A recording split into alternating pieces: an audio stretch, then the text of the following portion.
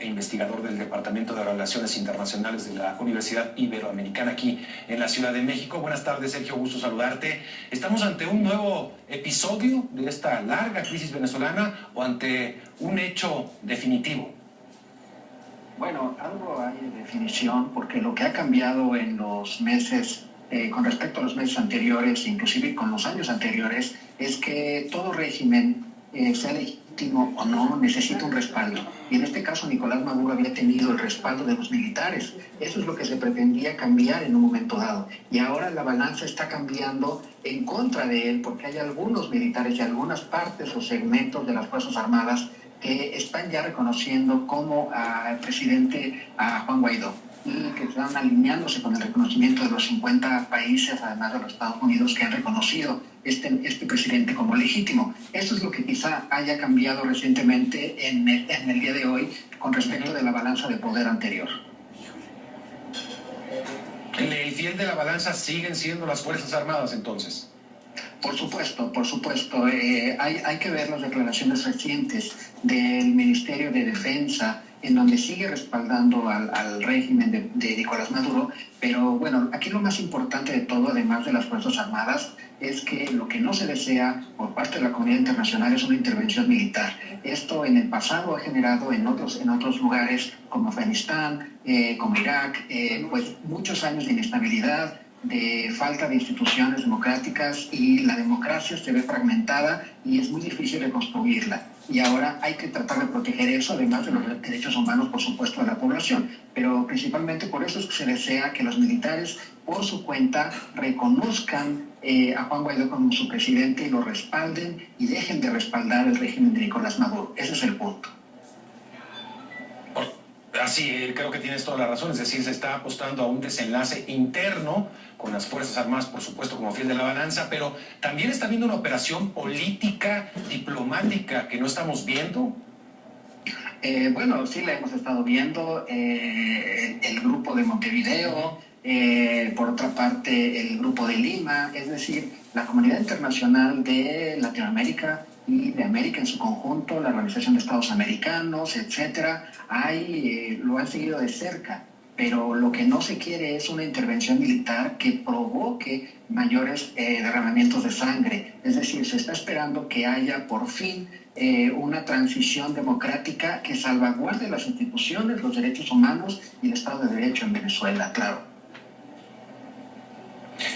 A la cúpula militar, la cúpula aparentemente sigue manifestando su lealtad al presidente Maduro.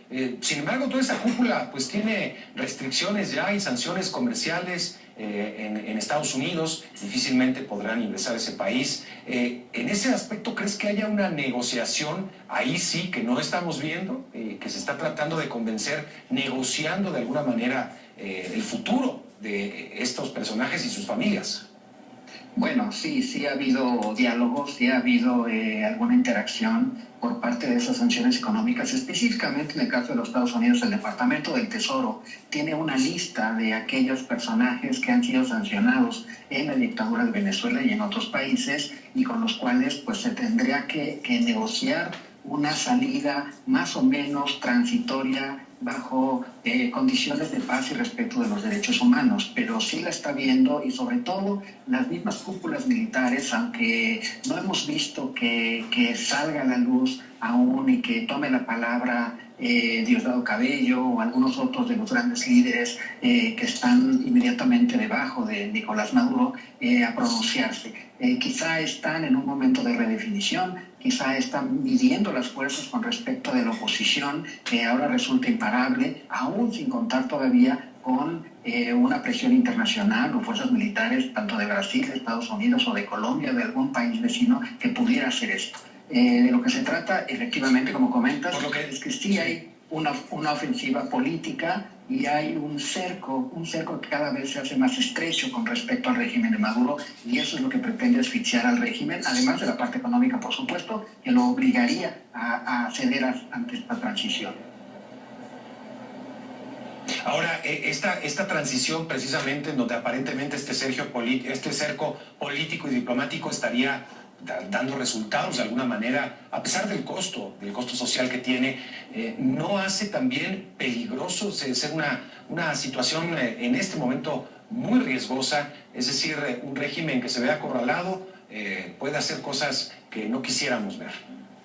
Bueno, ya las ha hecho, ya hay muestras de una represión brutal, utilizando las fuerzas del ejército como tanquetas, como balas que no son de goma, es decir, que son reales y que han sido disparadas contra la población en estos movimientos de represión. Además de la guerra de desinformación y de declaraciones, por supuesto, que tratan de desprestigiar a los movimientos legítimos, calificándolos de golpe de Estado, pero no hay golpe de Estado. El golpe de Estado se efectuaría en un momento dado que bajo otras circunstancias que no son las que actualmente están en Venezuela. Y tienes razón, es un momento especialmente delicado en donde las cosas se pueden salir de control, en donde las cosas pueden tener una escalada de violencia muchísimo más grave y en un corto plazo afectando a muchísima gente.